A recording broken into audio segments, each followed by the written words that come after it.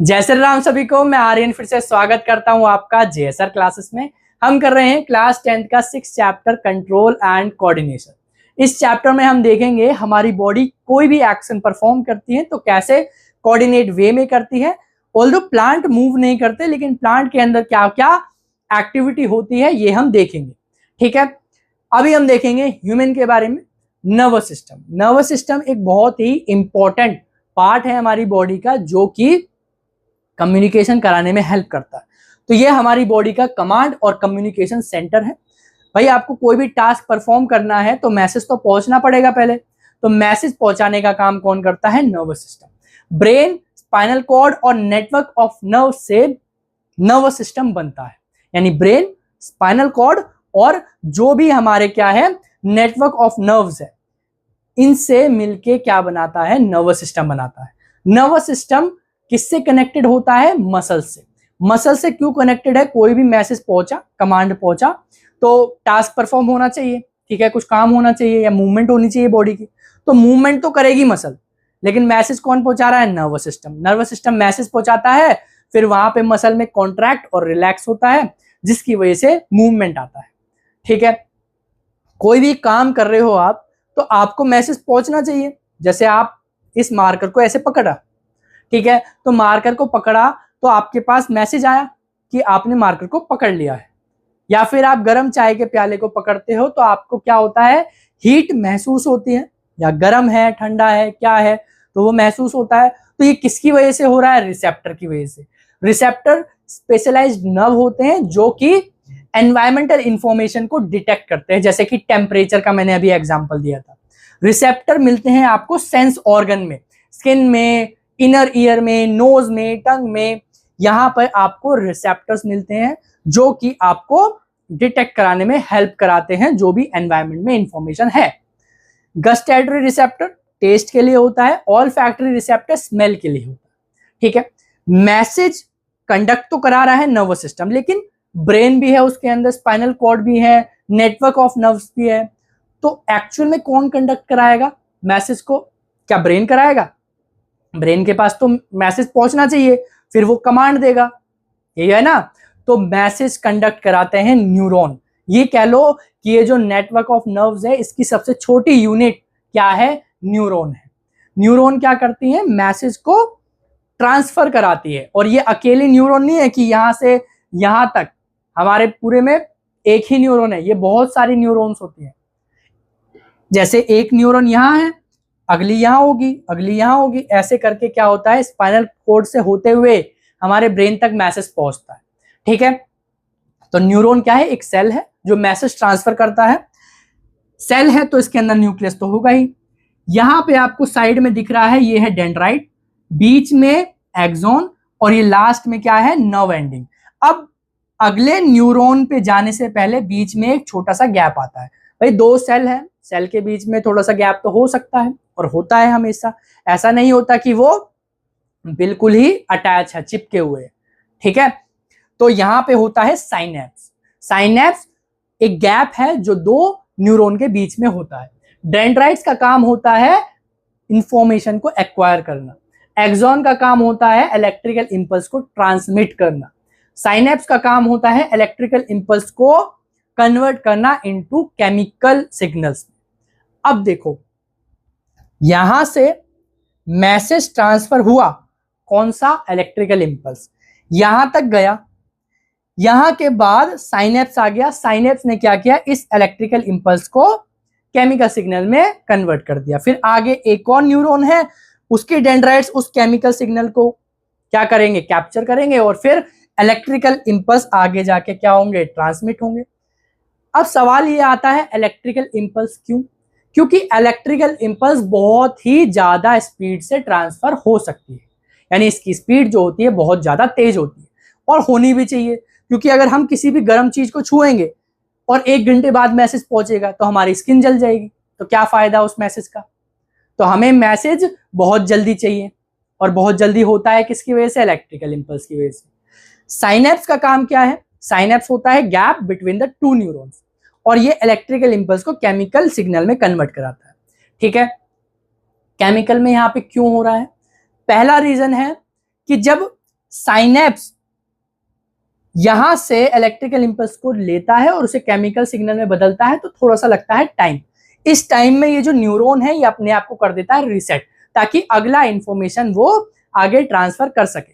जैसे बैटरी में बैटरी खत्म होती है, ठीक है, अभी इलेक्ट्रिसिटी के टर्म्स में नहीं समझा रहा, जैसे पोटेंशियल डिफरेंस होता है कुछ बैटरी में, तो उसकी कैपेसिटी है कुछ ना कुछ, तो वो खत्म होती है, ठीक है। अगर वो चार्जेबल है तो उसे रिचार्ज किया जाता है। ऐसे ही ये सेल क्या करते हैं, अपने आप को एक तरीके से चार्ज करते हैं, ताकि वो अगला इंपल्स क्या करा सके, कंडक्ट करा सके, ठीक है। तो पहला तो रीजन ये हो गया। सेल के बीच में होता है गैप। अब ये गैप इलेक्ट्रिकल इंपल्स को तो ट्रांसफर नहीं कर पाएगा। इलेक्ट्रिसिटी कैसे कंडक्ट होती है, चार्ज के मूव होने से। अब यहाँ पे गैप है, यहाँ चार्ज मूव नहीं हो रहा, तो इलेक्ट्रिकल इंपल्स भी नहीं मूव होंगे, तो इसलिए है साइनेप्स। साइनेप्स इलेक्ट्रिकल इंपल्स को केमिकल में पलटता है और फिर आगे अगले न्यूरॉन को भेजता है। तो यहाँ पे जो गैप है, जो कमी हमें दिख रही थी, वो पूरी कर दी कि मैसेज आपका कंडक्ट होना चाहिए। तीसरा रीजन क्या है, आगे ही मैसेज जाना चाहिए, पीछे नहीं। अगर ये सारे के सारे कनेक्टेड होते तो इलेक्ट्रिकल इंपल्स बैक फ्लो भी कर सकता था, तो इस वजह से गैप है। और जब वायर को कट कर देते हैं तो इलेक्ट्रिकल इंपल्स जो है या फिर इलेक्ट्रिसिटी है कंडक्ट नहीं होती, ट्रांसफर नहीं होती।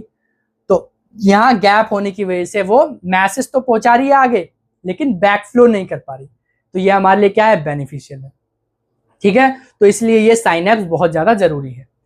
अब आता है what is a reflex action. ये रिफ्लेक्स एक्शन क्या है, a sudden action in response to something in the environment. Environment में एक सडन एक्शन हुआ, उस पे आपको क्या करना है, रिस्पॉन्स करना है, और वही क्या है, रिफ्लेक्स एक्शन है। जैसे अगर मैं आपको पढ़ा रहा हूं, ठीक है, पढ़ा तो रही हूं, अगर मैं आपको ऐसे करके लिख रहा हूं, एकदम से मारकर गिर गया, तो मेरा हाथ क्या होगा, एकदम से नीचे आ जाएगा, तो यही क्या है, रिफ्लेक्स एक्शन है, ठीक है। आपका दोस्त बगल में चल रहा है आपके साथ, ठीक है, वो अचानक से फिसला, तो आपके हाथ एकदम उसकी तरफ जाएंगे, ठीक है। अब पकड़ पाओ नहीं पकड़ पाओ वो अलग बात है, तो ये क्या है, रिफ्लेक्स एक्शन है। आ गया समझ में। आपने गलती से गर्म चीज को एकदम से छुआ, तो वो एकदम पीछे कर लेगा हाथ, ठीक है, किस वजह से हुआ, रिफ्लेक्स एक्शन की वजह से हुआ, ठीक है। रिफ्लेक्स एक्शन क्यों इंपॉर्टेंट है, क्योंकि ये अनेबल करता है quick responses to avoid harm, ताकि हमारी बॉडी हार्म ना हो जाए, इस वजह से ये बहुत ज्यादा इंपॉर्टेंट है। रिफ्लेक्स एक्शन क्या है, जो भी चीज इस रास्ते हो रही है, जैसे मान लो मैंने इसे छुआ, ये गर्म है, तो यहां से मैसेज वगैरह कंडक्ट हुआ स्पाइनल कॉर्ड तक, अभी हम देखेंगे कैसे काम करता है। तो पूरा पाथ जो है वो रिफ्लेक्स आर्क है, इसे मैं दोबारा एक्सप्लेन कर दूंगा। Reflex action are faster than thinking process because they bypass the brain. ये ब्रेन को बाईपास कर देता है, यानी पहले क्या होता है, नॉर्मल जो वर्क होता है उसमें स्पाइनल कॉर्ड से होते हुए ब्रेन तक मैसेज जाता है, फिर ब्रेन बोलता है हाँ इसे करना है नहीं करना। लेकिन इस केस में क्या होता है, ब्रेन तक मैसेज बाद में जाता है, पहले एक्शन हो जाता है, ताकि हमारी बॉडी हार्म ना हो जाए, और फिर ब्रेन तक मैसेज पहुंचता रहता है, ठीक है। और ये आप कॉन्शियस कंट्रोल में नहीं कर सकते। जैसे अगर आप चाहो भी ना कि गरम तवे को ऐसे हाथ लगाओ, तो 2-3 बार तो वो ऐसे पीछे हो जाएगा, ये भी रिफ्लेक्स एक्शन है, यानी कि ये बिना थिंकिंग के अपने आप हो रहा है, ठीक है, यानी इनवॉलेंट्री एक्शन है। आगे समझ में। How reflex action works. Reflex action कैसे काम करता है ये देख लेते हैं। देखो, जब भी आप किसी हॉट ऑब्जेक्ट को छुओगे तो सबसे पहले तो क्या आना चाहिए, डिटेक्शन आना चाहिए।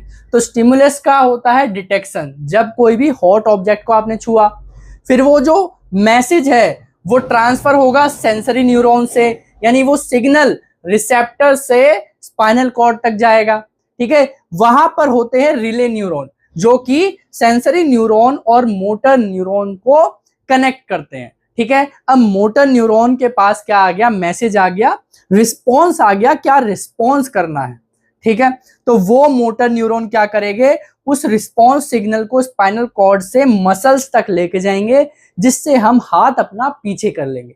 अब जितनी देर में मैंने आपको ये समझाया, इतनी देर में कई बार आपका रिफ्लेक्स एक्शन काम कर जाता, मतलब बहुत ही स्पीड में ये एक्शन होता है, ठीक है।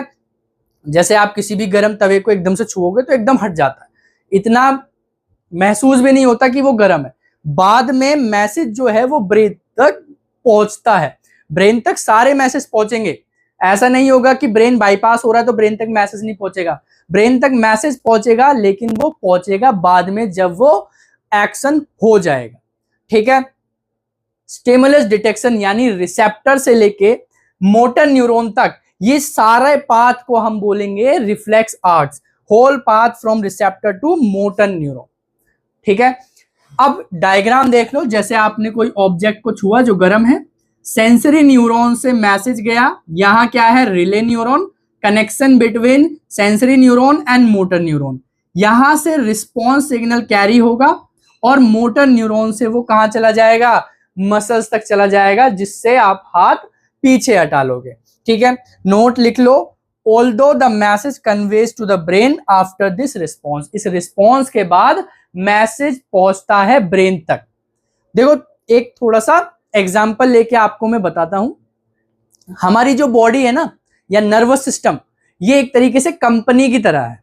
कंपनी में एक हेड होता है, हेड, और हेड एक रखता है मैनेजर, मैनेजर के पास होते हैं बहुत सारे स्टाफ, इसके अलावा ब्रेन एक अपना पर्सनल असिस्टेंट भी रखता है। तो ऐसे ही हमारी बॉडी में भी होता है, नर्वस सिस्टम में। नर्वस सिस्टम क्या है, एक कंपनी है, इसका हेड कौन है, ब्रेन, यानी ब्रेन तक सारे मैसेज, जो भी डिसीजन वगैरह लेने होंगे वो कौन लेगा, ब्रेन लेगा। लेकिन मैनेजर रख रखा है तो कुछ डिसीजन वो भी ले सकता है, हालांकि उसको डिसीजन लेने के बाद हेड तक बात पहुंचानी पड़ेगी। जैसे स्पाइनल कॉर्ड क्या करता है, मैसेज बाद में पहुंचाता है ब्रेन तक। तो कुछ एक्शन जिससे कंपनी पे नुकसान हो सकता है और इमीडिएट एक्शन लेना है तो वो मैनेजर कर लेता है, लेकिन वो बाद में रिस्पॉन्स करता है हेड को। ठीक है, ऐसे ही स्पाइनल कॉर्ड क्या करता है, ब्रेन को रिस्पॉन्स करता है। कुछ एक्शंस ऐसे होते हैं जो कि अगर ब्रेन को पूछ के करने होते हैं, मतलब नुकसान नहीं हो रहा, वो मैनेजर क्या करेगा, हेड से पूछेगा कि ये डिसीजन लेने चाहते हैं, तो हेड बोलेगा हाँ चलो ले लो, या मना करेगा तो मना करेगा। तो फिर ऐसे प्रोसेस होता है। ऐसे ही हमारी बॉडी क्या करती है, नॉर्मल अगर कोई काम करना है तो वो मैसेज पहले ब्रेन तक जाता है, ब्रेन कमांड देता है मैनेजर को यानी स्पाइनल कॉर्ड को, और फिर स्पाइनल कॉर्ड के पास बहुत सारे स्टाफ है, फिर वो उनसे काम कराता है। ठीक है, अब ब्रेन के पास क्या है, अपना पर्सनल असिस्टेंट भी है, यानी जैसे कंपनी के हेड के पास पर्सनल असिस्टेंट है, ऐसे ब्रेन के पास भी पर्सनल असिस्टेंट है, उसे हम बोलते हैं क्रेनियल नर्व्स। जैसे आंख हो गया, नाक हो गया, ये सीधा ब्रेन से जुड़े हुए हैं। ठीक है, ये ब्रेन को इंफॉर्मेशन देते हैं और ब्रेन से ही कमांड लेते हैं। ठीक है, और ब्रेन स्पाइनल कॉर्ड को भी कमांड देता है, जिससे वो मैनेजर यानी स्पाइनल कॉर्ड बाकी स्टाफ से काम कराता है। और स्पाइनल कॉर्ड के पास कौन से स्टाफ है, नर्व यानी कि स्पाइनल नर्व, जो कि काम करते हैं। जैसे मान लो मेरा हाथ है, मेरा हाथ अगर कोई भी चीज को छुएगा, सेंस करेगा, तो वो सेंसरी न्यूरॉन के थ्रू पहले स्पाइनल कॉर्ड तक जाएगा। मतलब ये क्या है, स्पाइनल कॉर्ड का एक स्टाफ है एक तरीके से, है ना। तो ऐसे ही हमारी जो नर्वस सिस्टम है वो कंपनी की तरह काम करती है। सेंट्रल नर्वस सिस्टम में ब्रेन और स्पाइनल कॉर्ड आता है। स्पाइनल कॉर्ड का मेन काम होता है रिफ्लेक्स एक्शन करना और इंफॉर्मेशन को ब्रेन तक पहुंचाना। ठीक है, और ब्रेन से कमांड पहुंचाना किस पे, अलग अलग बॉडी पार्ट्स पे। ठीक है, ब्रेन का काम क्या होता है, मेजरली थिंकिंग होता है, डिसीजन मेकिंग होता है, कुछ इनवॉलंटरी एक्शंस होते हैं, वॉलंटरी एक्शंस होते हैं, मतलब जो सोच के कॉन्शियस वे में कर सकते हैं, और कुछ ऐसे होते हैं जैसे हार्ट बीट, प्यूपिल का साइज बड़ा या छोटा होना, तो ये इनवॉलंटरी एक्शन है। ठीक है, और जो भी आप चल रहे हो तो सोच के ही तो चल रहे हो, ये वॉलंटरी एक्शन है। तो ये भी कौन करता है, ब्रेन करता है। ब्रेन को 3 पार्ट में बांटा गया है, फोर ब्रेन, मिड ब्रेन और hind brain. Fore brain main thinking part है, यानी मेन थिंकिंग यहीं से होती है, सेंसरी प्रोसेसिंग है, डिसीजन मेकिंग है, यानी फोर ब्रेन बहुत ही इंपॉर्टेंट काम करता है। मिड ब्रेन का काम क्या है, कुछ इनवॉलंटरी एक्शंस को परफॉर्म करता है, जैसे प्यूपिल साइज। और एक और एग्जांपल देख लो, जैसे आपको कभी क्या होता है, आवाज सुनाई देती है, जैसे आप पढ़ रहे हो और एकदम से पीछे कोई आवाज सुनाई दी, तो आप एकदम से ऐसे देखते हो ना, तो वो भी कौन करता है, मिड ब्रेन करता है। ठीक है, तो सारे इनवॉलंटरी एक्शन मिड ब्रेन नहीं करता, कुछ करता है। ठीक है। तीसरा है हिंड ब्रेन। हिंड ब्रेन में मेडुला और सेरेबेलम होते हैं, एक पोन्स भी होता है। मेडुला का काम है controls involuntary action like blood pressure, salivation, vomiting, तो ये काम किसका है? मेडुला का है। सेरेबेलम का काम क्या है? ये रिस्पॉन्सिबल है प्रिसीजन ऑफ वॉलंटरी एक्शन, यानी वॉलंटरी एक्शन हो रहे हैं उसको करेक्ट वे में, प्रिसाइज वे में कराने का काम किसका है? सेरेबेलम का है। पोस्चर मेंटेन करना, बैलेंस करना, तो ये सारा सेरेबेलम का काम है। ठीक है, दो दो आपके एग्जाम्पल है, आपको ये याद रखने, क्योंकि अगर पूछ लिया कि ब्रेन के फंक्शंस लिखो तो आप कम से कम दो दो तो लिख लोगे। ठीक है, ये डायग्राम है, ये आपको फोर ब्रेन दिख रहा है। फोर ब्रेन में होता है सेरेब्रम, और ये क्रेनियम यानी स्कल जो प्रोटेक्ट करता है ब्रेन को। मिड ब्रेन आपका ये है, यहां पे हाइपोथैलेमस है और पिट्यूटरी ग्लैंड है, ये क्या करते हैं? हॉर्मोन्स को एक्टिव करते हैं, आगे बताएंगे हॉर्मोन्स में। ये है आपका हिंड ब्रेन, पोन्स, मेडुला और सेरेबेलम, और नीचे क्या है? Spinal cord. स्पाइनल कॉर्ड और बैकबोन दोनों सेम नहीं है, बैकबोन प्रोटेक्शन करता है स्पाइनल कॉर्ड की, यानी बैकबोन के अंदर जो अंदर नर्व्स है वो क्या है? स्पाइनल कॉर्ड है। ठीक है, तो कंफ्यूज नहीं होना बैकबोन और स्पाइनल कॉर्ड में। Peripheral nervous system. Peripheral nervous system में क्रेनियल नर्व्स होती हैं, स्पाइनल नर्व्स होती हैं। क्रेनियल नर्व्स जुड़ी होती है ब्रेन से और स्पाइनल नर्व जुड़ी होती है स्पाइनल कॉर्ड से। इनका काम होता है सेंट्रल नर्वस सिस्टम और रेस्ट ऑफ द बॉडी के बीच में कम्युनिकेशन प्रोवाइड कराना। ठीक है, आपने यहाँ पे कोई ऑब्जेक्ट रखा जो गर्म है, ठंडा है, कुछ भी है, तो वो सेंस तो किया, वो पहले जाएगा कहाँ? स्पाइनल कॉर्ड में, फिर ब्रेन तक। यानी कि ये क्या है? पेरिफेरल नर्वस सिस्टम जो कि मैसेज पहुंचा रहा है सेंट्रल नर्वस सिस्टम के बीच में। ठीक है, तो कम्युनिकेशन का काम करते हैं पेरिफेरल नर्वस सिस्टम। ब्रेन और स्पाइनल कॉर्ड बहुत ही ज्यादा इंपॉर्टेंट रोल प्ले कर रहे हैं, तो इनकी प्रोटेक्शन भी उतनी ही ज्यादा जरूरी है।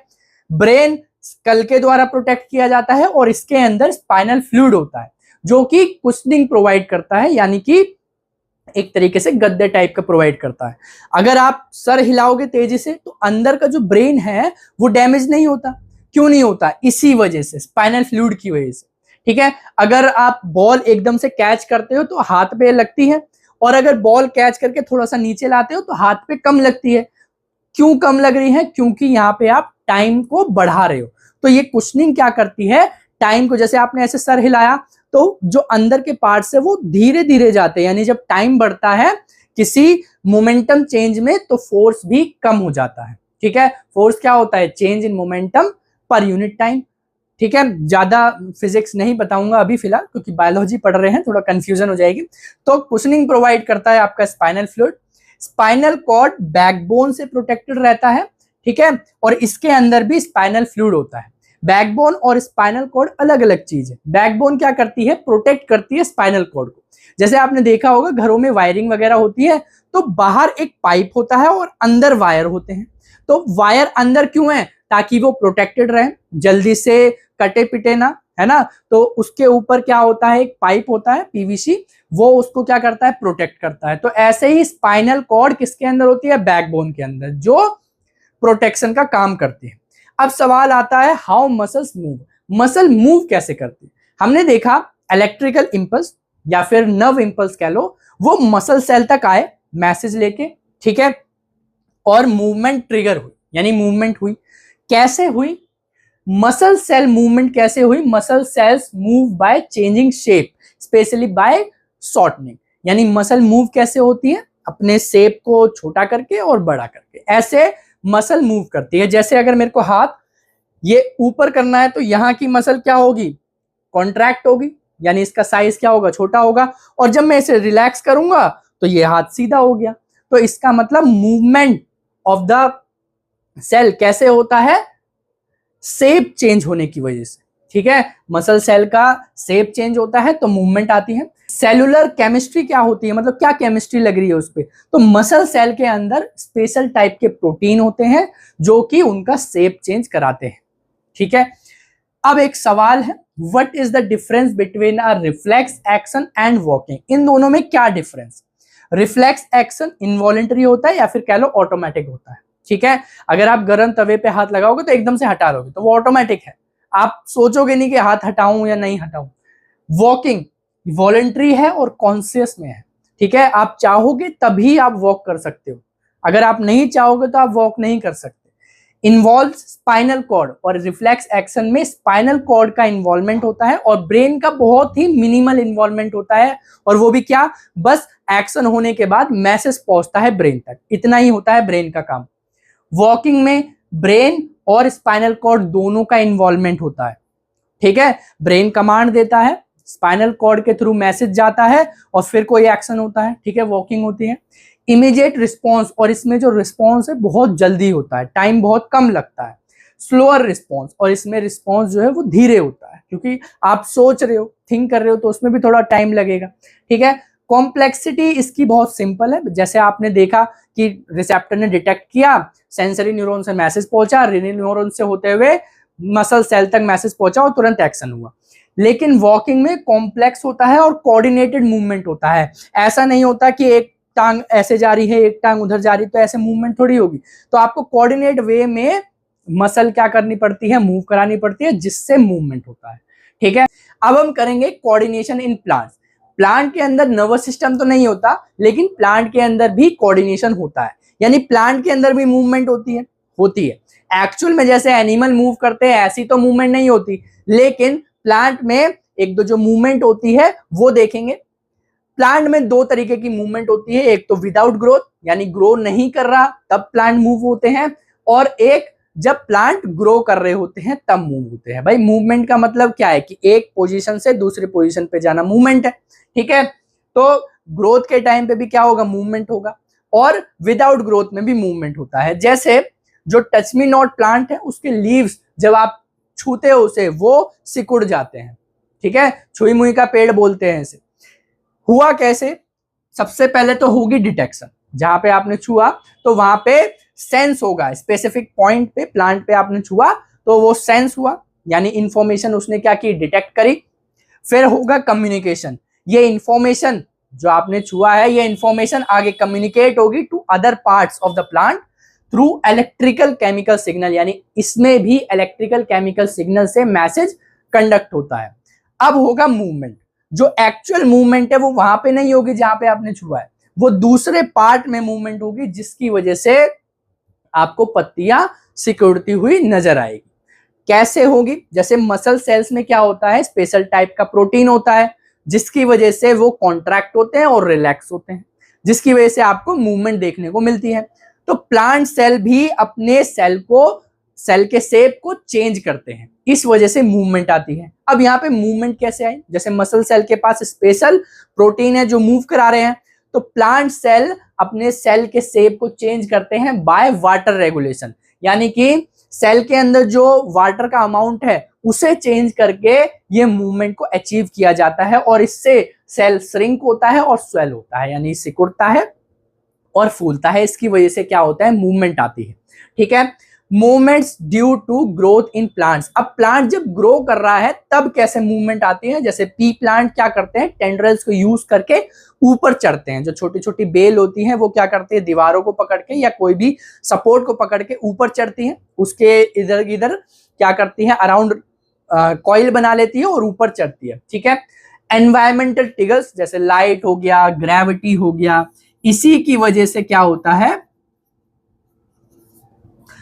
ये डायरेक्शनल ग्रोथ इनको मिलती है, या ये कह लो कि मूवमेंट मिलती है, और इसी को बोलते हैं ट्रोपिज्म। थोड़ा सा और क्लियर करते हैं, ट्रोपिज्म क्या है एक ऐसा फिनोमिना है जिसमें प्लांट क्या करते हैं, ग्रो करते हैं। ठीक है, इसे बोलते हैं डायरेक्शनल ग्रोथ, और उसकी वजह से वो मूवमेंट आती है। ट्रोपिज्म के अलग अलग टाइप है, जैसे फोटोट्रोपिज्म, जो सूट्स है वो लाइट की तरफ ग्रो करती हैं। ठीक है, तो ये कैसा ट्रोपिज्म है, फोटोट्रोपिज्म, जो लाइट की तरफ ग्रो कर रही है, और इसमें जो रूट है वो लाइट से दूर जाती है।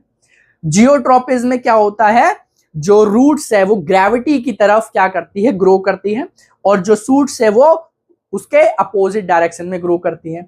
हाइड्रोट्रोपिज्म यानी ग्रोथ कहां पे होती है, वाटर की तरफ होती है। ठीक है, और कैमोट्रोपिज्म यानी ग्रोथ कहां होती है, जहां पर केमिकल्स वगैरह होते हैं, जैसे कि पोलन ट्यूब्स ओव्यूल्स की तरफ ग्रो करते हैं। आगे आप चैप्टर में पढ़ोगे रिप्रोडक्शन वाले में कि स्टिग्मा में क्या होता है, पोलन ग्रेन्स आ जाते हैं, ठीक है। फिर वहां से एक ट्यूब निकलती है जो ओव्यूल्स की तरफ जाती है। तो ये मूवमेंट कैसे हुआ?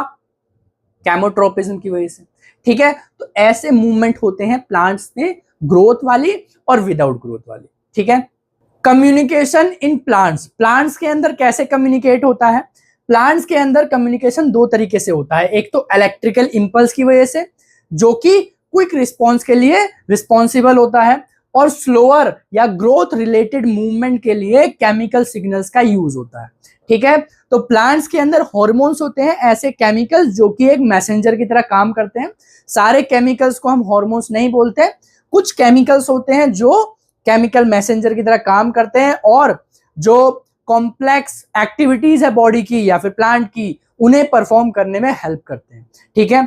तो प्लांट हार्मोन्स के कुछ एग्जाम्पल है यहाँ पे, जैसे ऑक्सिन, ये प्रमोट करता है सेल ग्रोथ को, और ये क्या करता है? बेंडिंग कराता है टुवर्ड्स लाइट। देखो ये काम कैसे करता है, जैसे मान लो यहाँ पे एक प्लांट है छोटा सा, ठीक है, यहां पर सन है, सन से क्या आ रही है? रेज आ रही है, लाइट आ रही है। तो ये ऑक्सिन क्या करते हैं? शेडेड पार्ट में चले जाते हैं, ठीक है। यहाँ पे शेडेड पार्ट है, और यहाँ पे सेल इलोंगेशन होता है, यानी कि सेल बढ़ते हैं, और जब सेल बढ़ते हैं तो क्या होगा? यहां से बेंड हो जाएगा। तो इसलिए ये क्या करता है? बेंडिंग प्रोवाइड कराता है टुवर्ड्स द लाइट। अब एक छोटा सा एग्जांपल देता हूं मैं, जैसे ये दो मार्कर हैं, ये ऐसे जुड़े हुए हैं, तो क्या है? ये सीधे हैं। यहां से लाइट आई, ऑक्सिन क्या होंगे? यहां चले जाएंगे, और ऑक्सिन क्या करेंगे? इलोंगेशन करेंगे। अब देखो मैंने यहां पे अपनी उंगली लगा ली, तो उंगली लगाई है मैंने शेडेड पार्ट में, इसे मैं ऐसे दिखाता हूं, देखो ऐसे थे, यहां पर शेडेड पार्ट है, तो ऐसे करके यहां पे ऑक्सिन आ जाएंगे और सेल इलोंगेशन होगा। अब देखो मैंने यहां पे साइड में उंगली लगाई है, मतलब यहीं पे सेल इलोंगेशन होगा, इसी वजह से ये क्या हो गया? बेंड हो गया, ठीक है। तो ऑक्सिन शेडेड पार्ट में चले जाते हैं, वहां पे इलोंगेशन होता है सेल का, और फिर वहां से क्या होता है? वो बेंडिंग प्रोवाइड कराता है टुवर्ड्स द लाइट, ठीक है। गिबरेलिंस क्या करता है? प्रमोट करता है स्टेम ग्रोथ को। जो स्टेम होती है उनकी ग्रोथ किसकी वजह से होती है? गिबरेलिंस की वजह से होती है।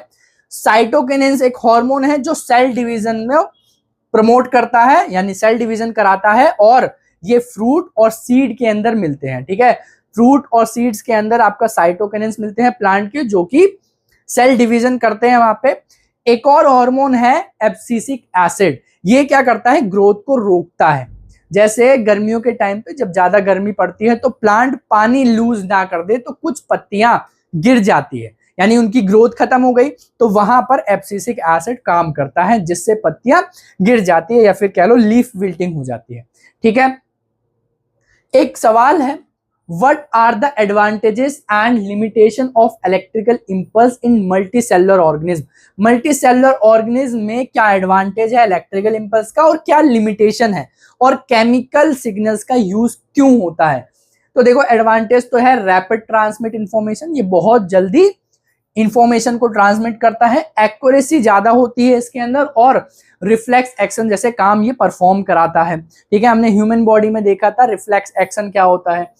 लिमिटेशन क्या है? Only reach cells connected by nervous tissue. जो नर्वस टिश्यू, ये हम ह्यूमन बॉडी के बारे में बात कर रहे हैं, नर्वस टिश्यू जहां जहां पे है वहीं पर ये काम कर पाएगा, क्योंकि इलेक्ट्रिकल इंपल्स को कंडक्ट कराने के लिए क्या चाहिए? न्यूरॉन चाहिए, यानी नर्वस सिस्टम चाहिए। Cells need time to reset, यहां पे क्या है?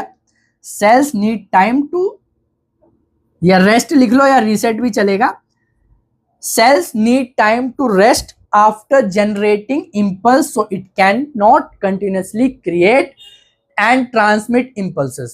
सेल को जो न्यूरॉन है उसको थोड़ा सा टाइम चाहिए होता है ताकि अपने आप को रीसेट कर ले, या फिर ये कह लो अपने आप को रेस्ट करा ले, ठीक है। क्योंकि सेल भी काम करते हैं तो वे भी थक जाते हैं, तो उन्हें टाइम चाहिए ताकि वो रीसेट हो जाए, जिससे वो कंटिन्यूअस वे में इलेक्ट्रिकल इंपल्स को ट्रांसमिट और क्रिएट नहीं कर सकते, ठीक है। तो इसी दोनों चीजों की वजह से, लिमिटेशन की वजह से केमिकल सिग्नल का इंपॉर्टेंस है। अब अगला क्वेश्चन है, how is the movement of leaves of the sensitive plant different from the movement of a shoot towards light. जो हमने देखा था टच मी नॉट प्लांट में मूवमेंट आया था, तो वो मूवमेंट डिफरेंट कैसे है शूट टुवर्ड्स लाइट जब मूव होता है यानी ग्रो करता है, तो डिफरेंट कैसे है। वैसे मैंने अभी बताया है आपको कि टच मी नॉट प्लांट में इलेक्ट्रिकल इंपल्स वगैरह केमिकल सिग्नल जाते हैं और वहां पे वाटर रेगुलेशन की मदद से सेल के शेप चेंज होते हैं जिसकी वजह से मूवमेंट आता है, ठीक है। और वो क्या है, विदाउट ग्रोथ मूवमेंट है। लेकिन जो ये सूट लाइट की तरफ ग्रो कर रहा है, सूट यानी upper part of the plant, ये लाइट की तरफ ग्रो कर रहा है तो भी जाके क्या हो रहा है, मूवमेंट मिल रहा है, ठीक है। तो यानी क्या है, ये ग्रोथ वाले मूवमेंट है। और ये होते क्यों है, केमिकल्स की वजह से, हॉर्मोन्स की वजह से। ऑक्सिजन क्या कराता है, बेंडिंग कराता है टुवर्ड्स लाइट। तो इस क्वेश्चन में यही पूछा था कि जो लीव है, टच मी नॉट प्लांट का लीव या फिर सेंसिटिव प्लांट है, वो मूवमेंट और ये जो सूट्स लाइट की तरफ मूव कर रहे हैं, इनमें क्या फर्क है, ठीक है। अब हम करेंगे हॉर्मोन्स इन एनिमल्स। एनिमल्स के अंदर भी हॉर्मोन्स रिलीज होते हैं जैसे प्लांट के अंदर हो रहे थे, ऑक्सिन, साइटोकिनिन्स, एब्सिसिक एसिड। तो ये हॉर्मोन्स जो है वो एनिमल के अंदर अलग हार्मोन है, प्लांट के अंदर अलग हार्मोन है। तो एनिमल के हार्मोन्स के बारे में हम थोड़ा सा डिस्कशन करेंगे। हार्मोन्स क्या होते हैं, केमिकल मैसेंजर्स होते हैं, जो भी कॉम्प्लेक्स एक्टिविटीज होती है बॉडी के अंदर उन्हें ये कराते हैं, ठीक है। सारे केमिकल्स हार्मोन्स नहीं होते, ये बात आप ध्यान रखना, क्योंकि हमारी बॉडी में कुछ ऐसे केमिकल्स हैं जो कि हार्मोन्स नहीं कहलाए जाते, जैसे HCl भी तो एक केमिकल है, ट्रिप्सिन है, पेप्सिन है, लाइपेज है, तो ये भी क्या है तो केमिकल्स, लेकिन हॉर्मोन्स नहीं है। आगे बात समझ में, they enable wide ranging changes by reaching all cells through blood stream. और ये ब्लड स्ट्रीम में डायरेक्टली सिक्रेटेड होते हैं, मतलब वहीं पर रिलीज होते हैं, जिससे ये हर एक सेल तक पहुंचते हैं और जो भी चेंजेस होने होते हैं वो कराते हैं, ठीक है। इन हॉर्मोन्स को रिलीज कौन करता है, एंडोक्राइन ग्लैंड, और डायरेक्टली कहां करता है, ब्लड स्ट्रीम में। तो इसलिए इन्हें डक्टलेस ग्लैंड भी बोला जाता है। जैसे कि एड्रेनलिन हार्मोन, ये एड्रेनल ग्लैंड के द्वारा सीक्रेट किया जाता है इन एनिमल्स, और इनका काम क्या होता है, ये प्रिपेयर करते हैं एनिमल्स को फाइटिंग के लिए, रनिंग के लिए, या फिर कोई भी स्कैरी सिचुएशंस होती है तो उसके लिए ये प्रिपेयर करते हैं। तो इफेक्ट आखिर है क्या एड्रेनलिन का, मतलब ये क्यों रिलीज हो रहा है, ये हार्ट बीट फास्टर कर देता है ताकि ऑक्सीजन की सप्लाई हर एक सेल तक अच्छे से हो पाए। भाई आपको भागना है या फिर फाइट करनी है तो उसके लिए तो स्केलेटल मसल में क्या चाहिए, एनर्जी चाहिए। एनर्जी कहां से आएगी, जब सेल माइटोकॉन्ड्रिया से क्या करेंगे, ग्लूकोज को ब्रेक करेंगे, तभी तो निकलेगी एनर्जी, है ना। तो वो एनर्जी बहुत जरूरी है, और वो एनर्जी कब निकलेगी, जब ऑक्सीजन सेल के पास पहुंचेगा। Blood flow reduces to digestive system and skin. जो ब्लड फ्लो है वो डाइजेस्टिव सिस्टम और स्किन से रिड्यूस हो जाता है, और कहाँ इंक्रीज होता है, स्केलेटल मसल में। जैसे अभी बताया मैंने कि स्केलेटल मसल को सबसे ज्यादा जरूरत होती है ऐसे सिचुएशंस में, क्योंकि उन्हें भागना है, रनिंग करनी है या फाइट करनी है, या जो भी स्कैरी सिचुएशंस है उनमें वो हैंडल करेगा चीजों को। तो स्केलेटल मसल्स में ब्लड फ्लो होना जरूरी है ताकि ऑक्सीजन की सप्लाई वहां पे हो और वो क्या करे, एनर्जी बनाए। ब्रीथिंग रेट इंक्रीज हो जाता है due to diaphragm and rib muscle contraction.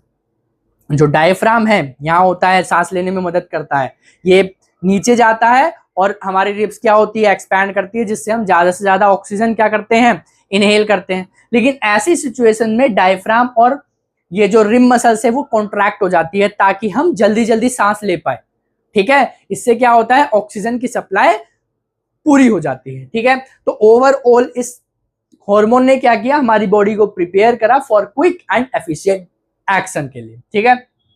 कुछ और हार्मोन्स हैं, उनके मैंने यहाँ नाम लिखे, आगे 4 हार्मोन और है आपकी एनसीईआरटी में, वो भी मैं आपको बताऊंगा। सबसे पहला आता है ग्रोथ हार्मोन। ये रिलीज होता है पिट्यूटरी ग्लैंड से, और इनका काम क्या होता है, ये स्टिमुलेट करता है ग्रोथ को इन ऑल ऑर्गन्स, यानी सारे ऑर्गन्स के ग्रोथ को ये स्टिमुलेट करता है। पिट्यूटरी ग्लैंड को मास्टर ग्लैंड भी बोलते हैं क्योंकि ये बाकी सारे ग्लैंड को एक्टिव करता है टू रिलीज देयर हार्मोन्स, ठीक है। दूसरा है थायरोक्सिन। थायरोक्सिन रिलीज होता है थायराइड ग्लैंड से, इसका काम होता है ये रेगुलेट करता है मेटाबॉलिज्म फॉर बॉडी ग्रोथ। जैसे हमारी बॉडी में क्या हो रही है, बहुत सारी केमिकल एक्टिविटीज हो रही है, वही क्या है, मेटाबॉलिज्म है। जैसे अभी मैंने बताया कि सेल क्या करते हैं, माइटोकॉन्ड्रिया से ग्लूकोज को ब्रेक करते हैं, तो ये भी क्या है, एक मेटाबॉलिज्म एक्टिविटी है। यानी केमिकल्स चेंजेस आ रहे हैं हमारी जो बॉडी में, वो क्या है, मेटाबॉलिज्म है, तो उनको ये रेगुलेट करता है। अगर ये थायरॉक्सिन हमारी बॉडी में कम हो जाती है, डेफिशिएंसी हो जाती है इसकी, तो हमारे गले जो है ना, गला ये फूल जाता है, इसे बोलते हैं गॉइटर। ठीक है, जो गला फूल जाता है ये एक डिजीज है गॉइटर, जो थायरॉक्सिन की कमी की वजह से होता है। अगला है इंसुलिन। इंसुलिन रिलीज होता है पेनक्रियास से। ठीक है, पेनक्रियास से इंसुलिन रिलीज होता है, और मैंने अभी बताया और केमिकल भी रिलीज होते हैं, जैसे ट्रिप्सिन हो गया, लाइपेज हो गया, ये भी पेनक्रियास रिलीज करते हैं, लेकिन वो हार्मोन नहीं है। इंसुलिन हार्मोन है जो क्या करता है, ब्लड शुगर लेवल को क्या करता है, रेगुलेट करता है, यानी कंट्रोल करता है। ठीक है, टेस्टोस्टेरोन। टेस्टोस्टेरोन हार्मोन जो है वो टेस्टिस के थ्रू रिलीज होते हैं। इनका फंक्शंस क्या होता है, to develop the male sex organ and regulate muscle mass and strength. Oestrogen and progesterone ये रिलीज होते हैं ओवरीज से, और इनका काम होता है to develop female sex organ and regulate menstrual cycle. ठीक है, एड्रेनलिन, इसके बारे में तो मैंने अभी बताया था आपको। एड्रिनल ग्लैंड के थ्रू रिलीज होता है, और ये क्या करता है, बॉडी को प्रिपेयर करता है इन स्कैरी सिचुएशंस, और स्ट्रेस के टाइम पे भी ये हार्मोन रिलीज होता है। ठीक है, जब स्ट्रेस हो जाता है दिमाग में तो ये हार्मोन रिलीज होता है ताकि उस स्ट्रेस को बैलेंस कर सके। रिलीजिंग हार्मोन, हाइपोथैलेमस, ये क्या है, एक साथ है, रिलीजिंग हार्मोन्स। हाइपोथैलेमस क्या करता है, पिट्यूटरी ग्लैंड को स्टिमुलेट कर देता है ताकि वो आगे जाके और भी जो भी ग्लैंड्स हैं उनको एक्टिव करे और वे अपना हार्मोन क्या करे, रिलीज करे। ठीक है, इसलिए इसे बोला जाता है रिलीजिंग हार्मोन। एंडोक्राइन ग्लैंड्स की लोकेशंस को आप जरा आइडेंटिफाई कर लो, क्योंकि डायग्राम आ सकता है बनाने के लिए। ये मेल बॉडी है और ये फीमेल बॉडी है। ठीक है, पिट्यूटरी ग्लैंड होता है यहाँ पर, उसी के जस्ट ऊपर होता है हाइपोथैलेमस, गले में होता है थायराइड ग्लैंड, नीचे आओगे तो नीचे मिलेगा आपको एड्रिनल ग्लैंड, पैनक्रियाज, और पैनक्रियाज की लोकेशन तो आपने देखी होगी डाइजेस्टिव सिस्टम में, नीचे है टेस्टिस। ठीक है, फीमेल बॉडी में भी जो ओवरी है, इसके अलावा जो बाकी सारे ग्लैंड है वो वहीं होते हैं जैसे मेन बॉडी में होते हैं, जैसे ये रहा pituitary gland, hypothalamus, thyroid gland, adrenal gland, pancreas, और यहाँ पे होता है ओवरीज। ठीक है, लोकेशन और डायग्राम आपको आना चाहिए क्योंकि बायोलॉजी में ये पूछ लेते हैं। एक्सोक्राइन ग्लैंड्स, एक्सोक्राइन ग्लैंड्स भी कुछ केमिकल्स को रिलीज करते हैं, ऑल्दो ये हार्मोन्स नहीं होते लेकिन केमिकल्स होते हैं जो कि स्पेसिफिक डक्ट के अंदर ही सिक्रीट होते हैं, जैसे कि सलाइवरी ग्लैंड्स, स्वेट ग्लैंड्स। ठीक है, अब आता है एक question, how are involuntary actions and reflex action different from each other. Involuntary action और रिफ्लेक्स एक्शन एक दूसरे से अलग कैसे हैं। देखो, इनवॉलंटरी एक्शन और रिफ्लेक्स एक्शन दोनों ही क्या है, इनवॉलंटरी एक्शन होते हैं वैसे तो वो मैंने यहाँ नहीं लिखा। ठीक है, क्योंकि वो सिमिलैरिटीज में आ जाता। पहला पॉइंट है जो डिफरेंस क्रिएट करता है, it does not require stimulus. कोई भी स्टिमुलस की इसे जरूरत नहीं होती, जैसे कोई भी एक्शन की जरूरत नहीं होती जो एनवायरमेंट में हुआ। ठीक है, जैसे रिफ्लेक्स एक्शन में स्टिमुलस की जरूरत होती है, या फिर आप अगर हॉट ऑब्जेक्ट को छुओगे तो वो क्या है, स्टिमुलस है ना, एनवायरमेंट में कोई इंफॉर्मेशन है उसकी वजह से क्या हुआ है, रिफ्लेक्स एक्शन होता है। लेकिन इनवॉलंटरी एक्शन में ऐसा नहीं होता। Controlled by brain, involuntary actions brain के द्वारा कंट्रोल किए जाते हैं, जबकि रिफ्लेक्स एक्शन स्पाइनल कॉर्ड क्या करते हैं, उसे कंट्रोल करते हैं। रिलेटिवली स्लो प्रोसेस होती है और रिलेटिवली फास्टर होता है reflex action than involuntary action. Example है हार्ट बीट। ठीक है, डाइजेशन ऑफ फूड, तो ये सब इनवॉलंटरी एक्शन का काम होता है। रिफ्लेक्स एक्शन का एग्जांपल है sudden jerk withdrawal of hand from the hot pan. ठीक है, या फिर अगर आपका दोस्त बगल में चल रहा है, वो स्लिप हो गया तो एकदम से आपके हाथ उसकी तरफ जाएंगे, तो वो भी रिफ्लेक्स एक्शन है। तो एग्जांपल है, आप अपने मन से बना के लिख सकते हो। ठीक है, तो ये हो गया है आपका चैप्टर खत्म। मिलते हैं हम आपको नेक्स्ट चैप्टर में, तब तक के लिए जय हिंद जय भारत।